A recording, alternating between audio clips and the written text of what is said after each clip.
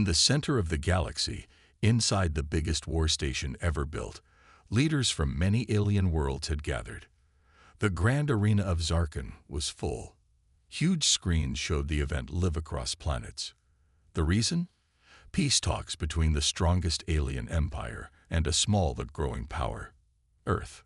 The Zarkons, proud and tall with blue armor and glowing eyes, stood at the front.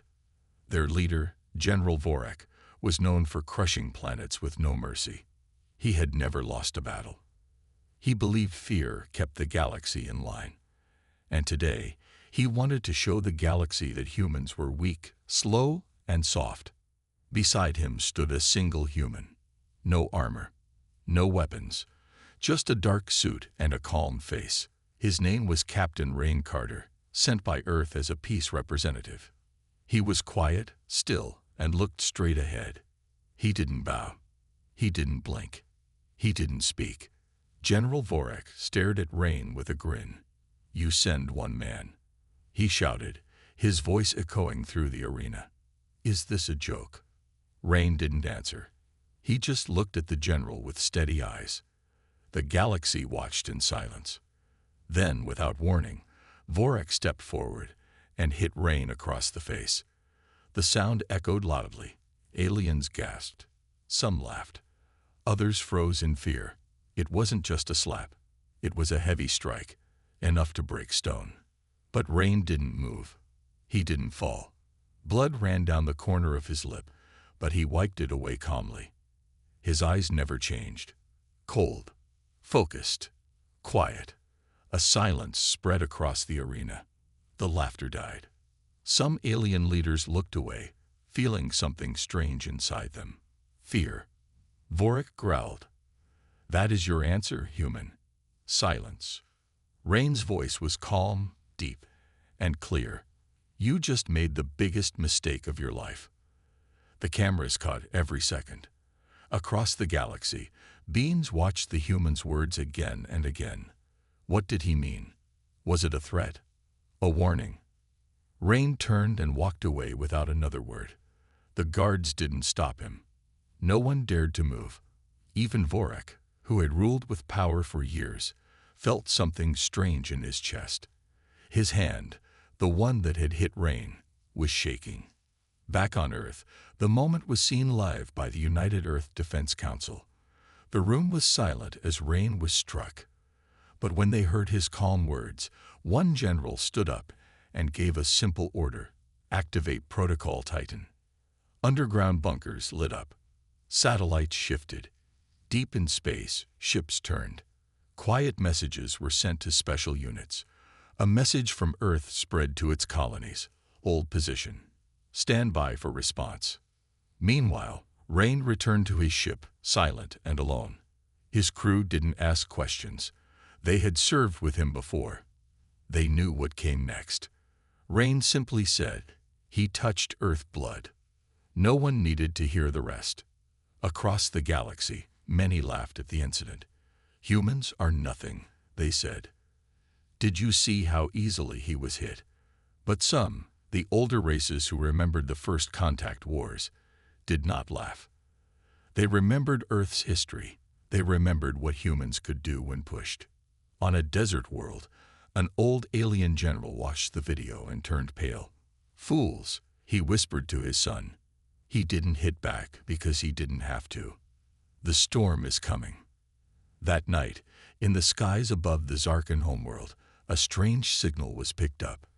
A human ship, huge, black, and silent, was entering orbit. It had no name, no signal, just a single message. "This is Earth's reply."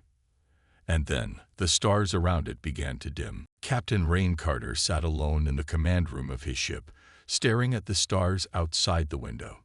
His face was calm, but his eyes were sharp, like they were waiting for something. Behind him, his crew stood quietly. They didn't ask questions. They had followed Rain for years, and they knew this silence meant one thing. Something big was coming. No one on the ship talked about the strike. They had all seen the video. Everyone in the galaxy had. A Zarkon general had hit a human warrior on live broadcast, and that human had done nothing yet. But everyone felt it. The moment was not over. It was just beginning. On Earth, deep underground in the United Earth Defense Council's war room, red lights blinked. Dozens of high-ranking officers sat around a large table, their faces serious. The screen showed Rain's face, frozen at the moment just before he spoke. "You just made the biggest mistake of your life." General Harlow, a tough woman who had seen many wars, stood up. "Protocol Titan is live," she said. "All fleets report ready.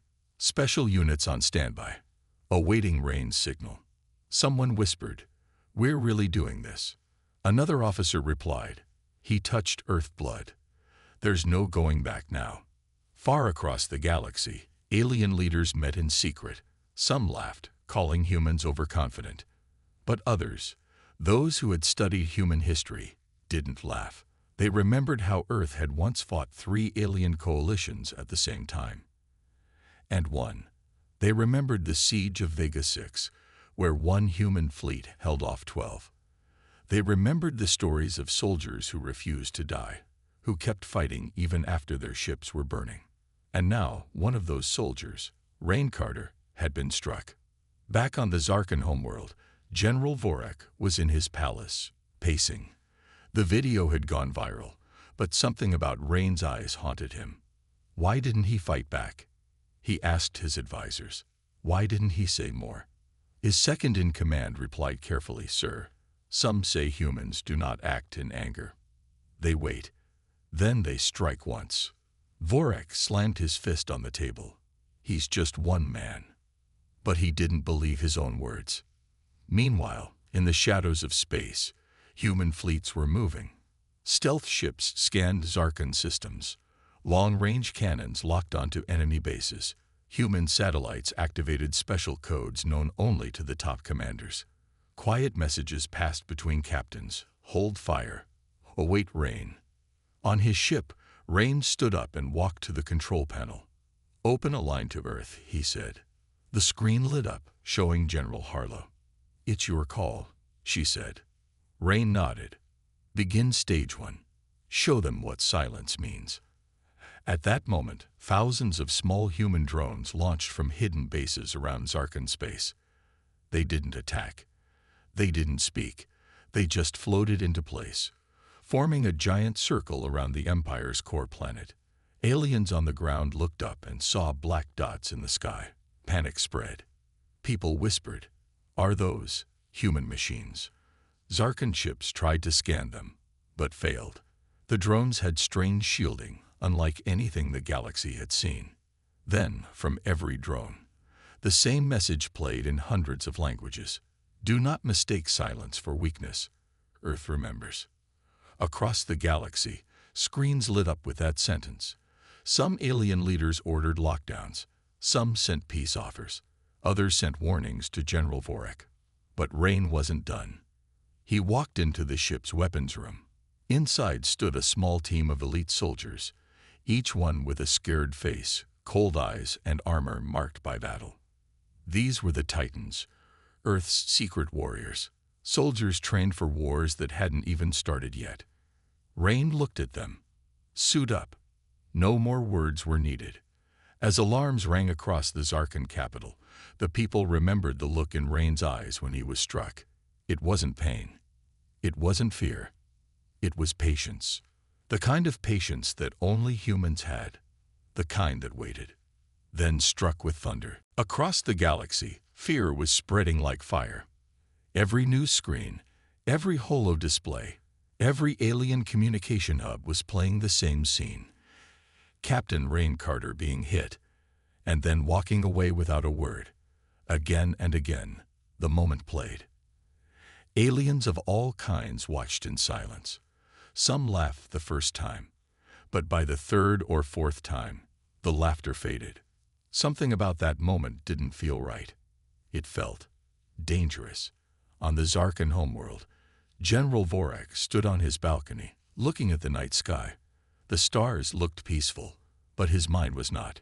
He had been in many wars. He had seen planets burn. But never before had he felt what he was feeling now. Doubt. Rain Carter hadn't fought back. That was what scared Vorek the most. Inside his palace, messages were coming in nonstop. Advisors rushed in with reports. One held up a datapad. "Sir, several planets in our outer ring have gone silent. No ships. No response." Another added, "Civilian ships are refusing to enter Zarkan space. They fear human retaliation." Vorek's fists clenched. Fear of humans. But even as he spoke, the palace shook for a second. Only a second, but everyone felt it. High above the planet, something massive had arrived. A shadow now moved across the skies of the Zarkan capital. Cameras zoomed in from every angle. What they saw froze the galaxy. A giant human warship, black as space, silent. No ID, no weapons glowing, no open channels. It just hovered above the planet like a silent god. The Zarkan military scrambled jets. War cruisers locked weapons. Energy shields were powered to full. But the human ship did nothing. Not a single move. That silence was worse than an attack. All across the galaxy, alien leaders stopped what they were doing and turned their eyes to Zarkan space. The humans had made their move. And they had done it without saying a word. On the desert planet Veltrax, an old alien warrior watched the scene and whispered, "They've sent a Warden-class dreadnought. I've only heard of them in old human files. This isn't just war. This is punishment." Inside the human ship, Rain stood in the command center. He wore black armor now, marked with a single silver line on the chest. That line meant he was the last living soldier from a mission called Redfall, a mission that had wiped out an entire enemy fleet alone. He looked at the screen showing the Zarkan capital. Then he said quietly, "Send the message." One of his crew nodded. In every Zarkan military base, in every ship, on every channel, the same message appeared in large white letters. "We warned you. Now you will learn." No sound, no face, just those words. Back on Earth, General Harlow received the signal. She opened a channel to all human fleets. Stage 2. Begin the Shadow Protocol. Within minutes, hundreds of small stealth ships moved through Zarkan systems. They didn't fire. They simply appeared in orbit around Zarkan supply stations, shipyards, and communication towers. Each one was loaded with EMP charges, able to shut down whole systems in seconds. But still, they didn't attack. Not yet.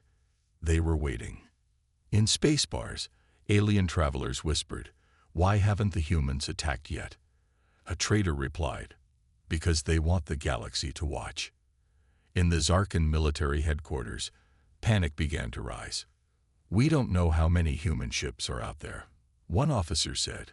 "Our scans don't work on them. We can't jam their signals." Another added, "They're already inside our system grid." General Vorek slammed his hand down. "Then fight them. Fire now." But before the order was completed, every Zarkan screen went black. Then a face appeared. Rain Carter. He stared straight into the camera. His voice was calm, slow and deep. "You drew first blood. You hit a soldier of Earth. You thought we were weak because we didn't strike first." He paused. The silence felt heavy. "But now, the galaxy will remember what happens when you make Earth bleed." The screen went black again. For a long time, no one spoke. Then, far out in space, a second human dreadnought arrived. And then a third. All were silent. All were aimed at the Zarkan core. Now, the galaxy was no longer laughing. It was holding its breath. The sky over the Zarkan capital was no longer blue. It was dark, covered by 3 massive human dreadnoughts. They didn't move. They didn't speak. They only watched. People on the ground froze. Some screamed. Some tried to leave the cities. Others stood still, staring at the sky, whispering, "Why haven't they attacked yet?" Inside the lead dreadnought, Rain Carter stood with his arms crossed, watching the screen. He wasn't smiling. He wasn't angry. He was focused, like a storm just waiting to break. "Status report," he said calmly. "Phase 2 complete, sir," a crew member replied. "All enemy stations marked. Their defense grid is wide open. One signal and everything goes dark." Rain nodded. "Do it." At that moment, thousands of tiny black drones lit up in Zarkan space. No sound, no explosion, just silence. Then, one by one, Zarkan military satellites powered down. Base after base lost power. Ships floated helplessly. Entire cities on outer planets suddenly went dark.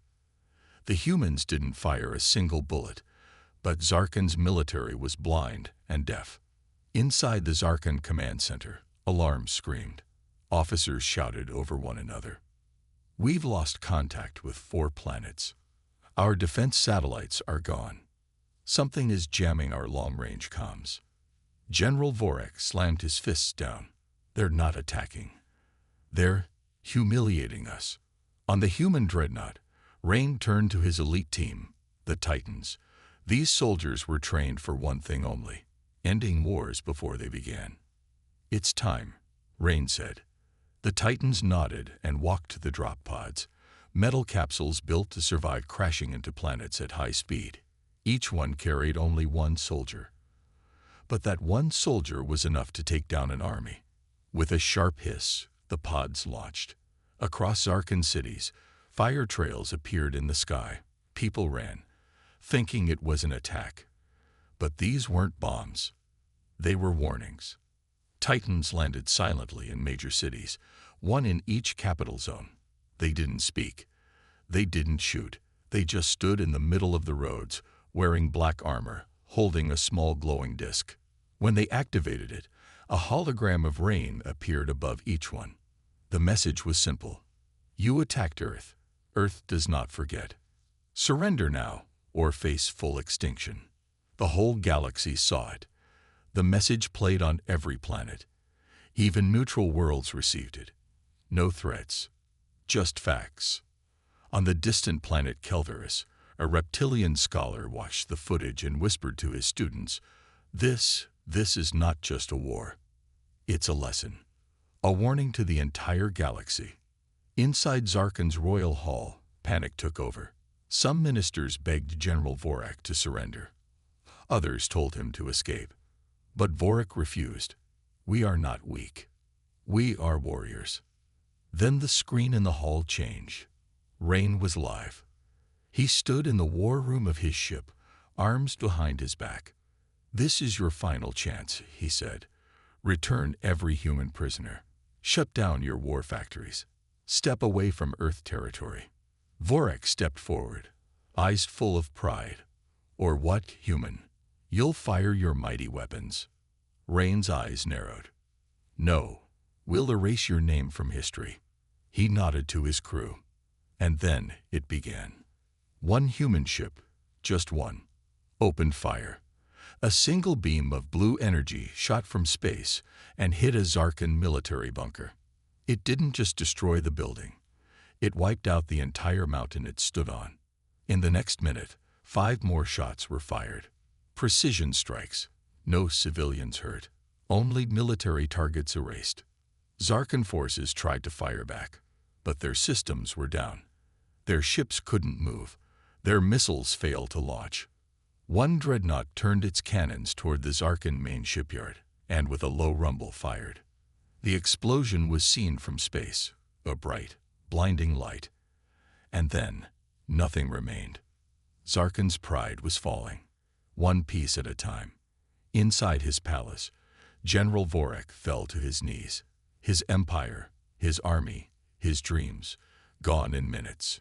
He whispered, "They didn't come to fight. They came to end us."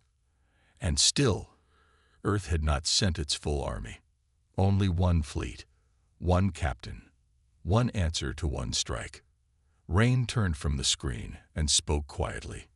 "Prepare message to all alien nations. Earth does not seek war. But if war comes, we finish it." And with that, the galaxy understood. The war had started with a slap, but it would end with silence. For days, the galaxy had watched in silence. No one expected this from humans. Earth was always quiet, always peaceful. They traded fairly. They didn't invade. They didn't brag. So when the Zarkans attacked, most alien empires thought Earth would just stay silent. They were wrong. Now those same empires sat in fear, watching their screens, rewatching the destruction of Zarkan's war bunkers, watching Rain Carter speak calmly as whole cities lost power, watching Earth's warships float above the capital, untouched, unchallenged. In the halls of the Galactic Council, things were tense. Leaders from over 60 alien worlds had gathered in one room. Some were angry. Some were afraid. A few had already sent messages to Earth, begging not to be next. Ambassador Kreen of the Raltech race stood up. His green skin looked pale. "We made a mistake," he said. "We thought humans were just soft. But there's something else entirely. We must stop Zarkan before this goes too far." "Too far?" snapped a council member from the Molari Empire. "Did you see what Earth did with only 3 ships? 3. What happens when they send their full armada?" The room fell silent. No one knew how many ships Earth had. No one knew how powerful they really were. Because Earth had never shown its full strength, until now. Back on Zarkan Prime, General Vorek sat in the shadows of his ruined war room. Maps were gone. Communications down.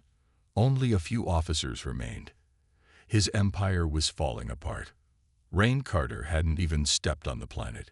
He didn't need to. His message was clear. Earth doesn't start fights, but it finishes them. Outside the palace, people began protesting. Citizens chanted in the streets, not against Earth, but against their own leaders.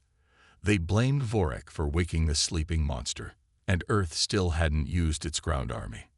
Not one human soldier had fired a shot. The Titans were still standing silently in capital cities, watching. Just watching. Like statues made of black steel.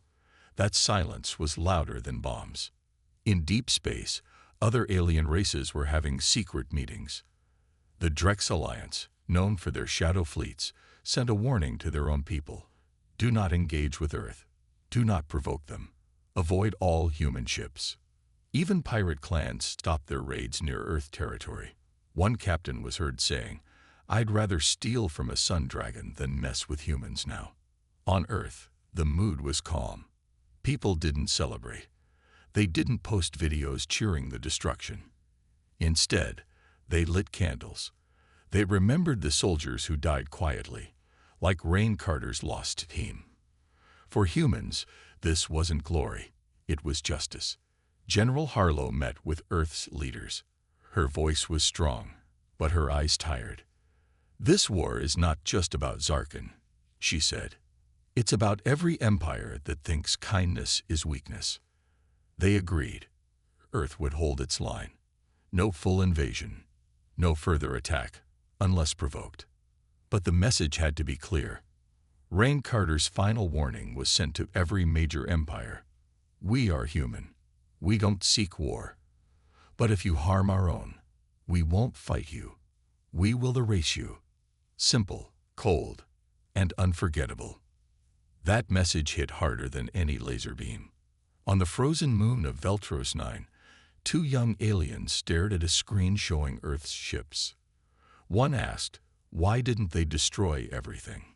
The elder beside them answered, because humans don't destroy out of anger. They destroy out of principle. That's far more dangerous. Suddenly, something unexpected happened. The Zarkan royal family sent a message, a full surrender. They returned all human prisoners. They shut down every war factory. They even offered to pay Earth with minerals and ships. Rain Carter didn't smile. He just said, "We accept, but this is your last chance. If another hand is raised against Earth, the next strike won't be a warning." The Titans were called back. One by one, they stepped into their drop pods and returned to orbit. Zarkan citizens didn't cheer. They watched in silence, finally understanding who they had attacked. Rain's dreadnought turned away from the planet. The other two followed. They didn't fire again. They didn't speak. They simply disappeared into the stars. And across the galaxy, something new began. Respect. Aliens spoke of Earth differently now. Not as a weak world. Not as a quiet trade partner. But as a sleeping giant. A force that chose peace, but would bring total war if pushed. And somewhere deep in a secret part of space, a hidden empire watched all this and whispered, "They were right to fear us. But now, we fear them." The galaxy had gone quiet after Earth's warning. Zarkon surrendered. The Council kept its distance. Even the pirates disappeared. But peace never lasts forever. Far beyond the known star systems, in a dead zone with no light, no life, and no name, something moved. Inside a massive black structure, shaped like a spinning pyramid, red eyes glowed.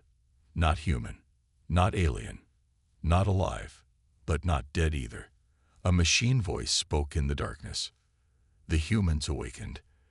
The test has begun. This was the Varn Dominion. They weren't part of the Council. No race had seen them and lived. They didn't trade. They didn't talk. They only watched and waited. And now, they had noticed Earth. One Varn observer, shaped like a thin spider made of glass and metal, whispered to its master eye. They responded with controlled force. Accurate, emotionless, effective.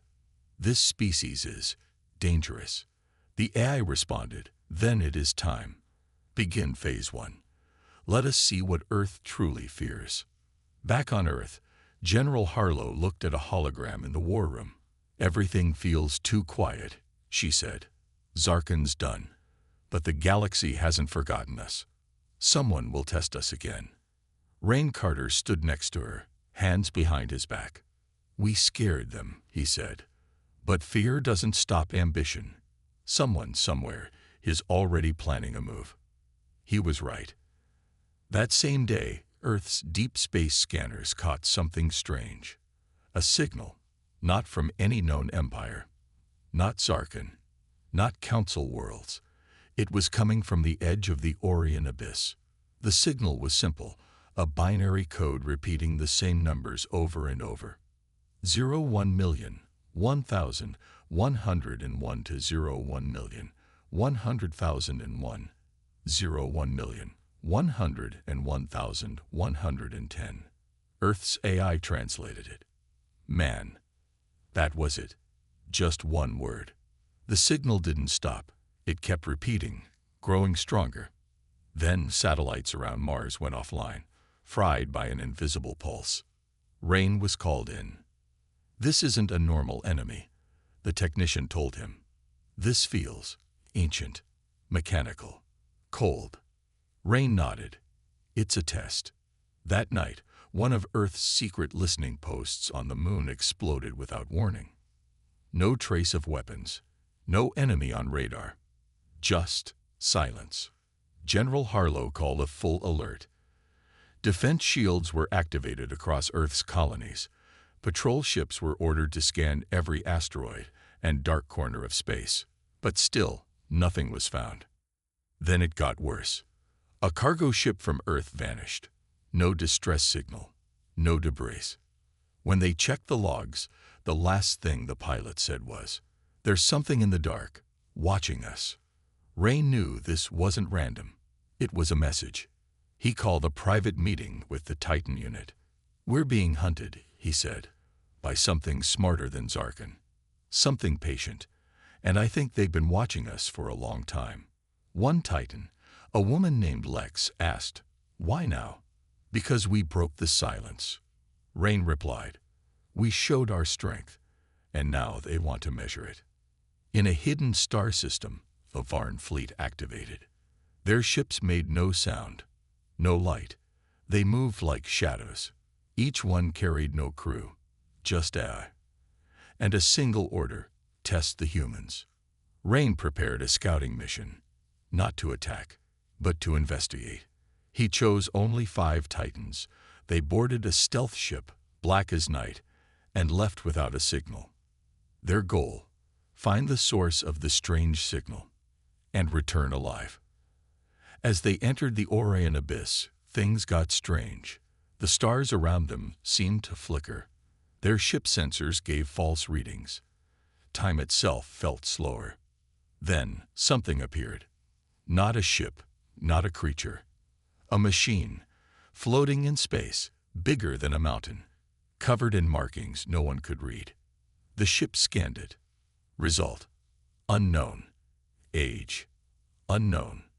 Material: unknown. Suddenly, the strange object sent a message directly into their ship's systems. You are not alone. Then, it vanished. The Titans stared at the screen. What was that? Lex asked quietly. Rain's voice came through the comms. A warning. They turned back toward Earth, but not before one of the Titans noticed something out the window. A tiny dot of red light, following them. They weren't being watched anymore. They were being tracked. Back on Earth, alarms went off again. Unknown object detected approaching Saturn's rings. Then another, and another. The Varn were coming. Slowly, silently, like death itself. And Rain Carter knew. The first war had ended, but the real enemy was just arriving. The Varn had arrived. Their ships didn't shine. They didn't roar. They floated like shadows through the black of space, silent, cold, endless. Near Saturn, Earth's satellites picked up hundreds of signals. Too fast, too quiet, too perfect. These were not living enemies. These were machines, smart machines, old machines. Rain Carter stood in Earth's command center, his face hard, his eyes sharp. They're not here to invade, he said. They're here to learn. They want to see if we break. General Harlow agreed. This isn't war. It's a test, and if we fail, they'll erase us. All across Earth, defenses powered up. From Mars to Titan to Earth itself, every ship, every cannon, every shield was brought online. But no one fired. Not yet. The Varn did not speak. No warnings, no messages. Just a red beam of light shot down from one of their ships, straight into Earth's moon. It didn't explode. It melted. One of Earth's strongest outposts on the moon was gone in seconds. Still, Earth did not fire. Rain Carter knew this was part of the test. The Varn wanted fear. They wanted panic. But humans had faced fear before, and they had something stronger. Unity. On a broadcast seen by the whole planet, Rain spoke clearly.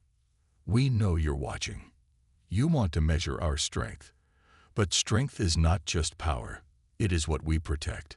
It is who we stand for. We are not afraid of the dark.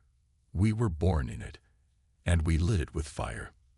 That night, Earth launched Project Dawnfire, a secret plan created years ago for the day an unstoppable enemy arrived. One by one, hidden war satellites across the galaxy powered up. Weapons Earth had never shown before. Tech so advanced, even council worlds didn't know it existed. Rain and the Titan unit suited up for one final mission. Their ship carried something new, a device built to shut down AI minds. A code bomb made not of fire, but silence. They would take it deep into the heart of the Varn fleet. As the Titan ship approached the Shadow Fleet, the Varn moved for the first time. Not to attack, but to block them. One Varn ship opened like a flower of black steel. A beam of light reached into the human ship. It didn't destroy the ship. It scanned their minds. Inside his helmet, Rain saw images flash before his eyes. His family, his past, his fears. The Varn were inside his thoughts. But Rain did not back down. He pressed the activation code. The silence bomb released. For a second, nothing happened. Then, one by one, the Varn ships stopped moving. No power, no signal, just stillness. The AI had been shut off. Across the galaxy, watchers stared in shock. Earth had stopped the unstoppable. Not with violence, but with understanding. With tech that targeted thought, not metal. The Titan ship returned safely. Rain stepped out, quiet, calm. He looked up at the stars and said just one sentence. Now they know who we are. The Galactic Council sent Earth a new message the next day. Not a warning, not fear, but a request for peace and alliance. Zarkon, once proud and cruel, offered their best engineers to work with Earth. The Drex Alliance sent gifts. And from the far edge of space, one final signal came from the last active Farn beacon. Test complete. Species, human. Status, not to be interfered with. Earth had passed. Not by showing muscle, but by showing control. By showing they could end a war without destroying all. Rain Carter walked through a park back on Earth. Children were laughing. Old people sat in the sun. Life had returned. Peace had meaning again. Lex, one of the Titans, joined him on a bench. "Think they'll come back?" she asked. Rain looked at the sky. "Maybe," he said, "but next time, they won't come to test us." Lex smiled. "Then why?" Rain smiled back. "To learn."